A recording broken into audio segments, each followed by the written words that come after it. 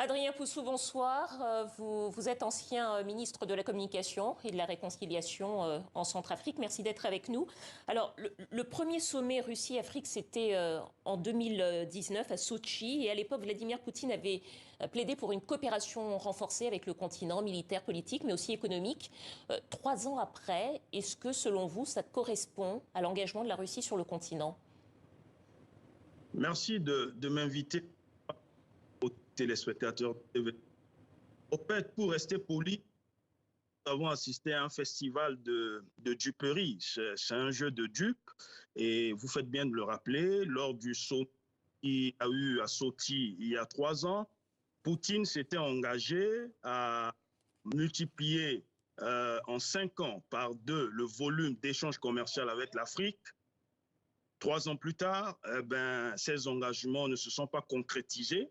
Il y a même le volume des échanges entre l'Afrique et la Russie a même baissé de 14%. Aujourd'hui, ça représente 14 milliards de dollars. 14 milliards de dollars comparés à 295 milliards d'échanges commerciaux avec l'Union européenne et 265 avec la Chine. Vous voyez bien que c'est 2% des échanges globaux entre l'Afrique et le reste du monde. Et en plus de cela, si on était en Côte d'Ivoire, par exemple, on dirait que la Russie et Vladimir Poutine blaguent les Africains.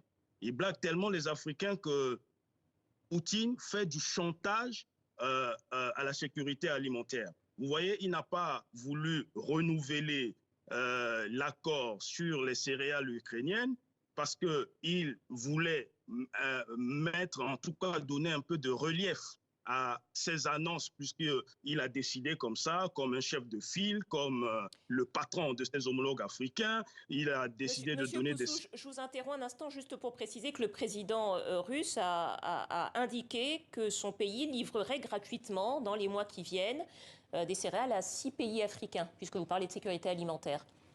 C'est bien cela. Je vous parie demain, ce qui reste sur ma tête, que d'ici 3 mois, il y aura aucun kilogramme de blé qui serait livré par la Russie aux États africains. Bon, eh bien, on attendra, évidemment, on suivra ça, mais vous êtes assez critique de l'action de la Russie sur le continent. Vous avez répété à plusieurs reprises que l'Afrique n'avait pas besoin de Poutine.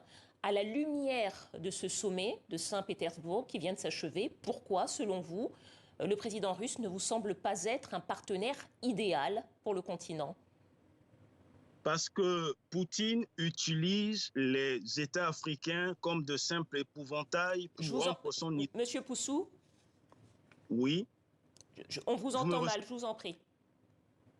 J'étais en train de vous dire que la Russie, et Poutine notamment, utilisent les États africains comme de simples épouvantails pour rompre son isolement international. La Russie et Poutine ont du mal à avoir une coopération normale avec les États africains. C'est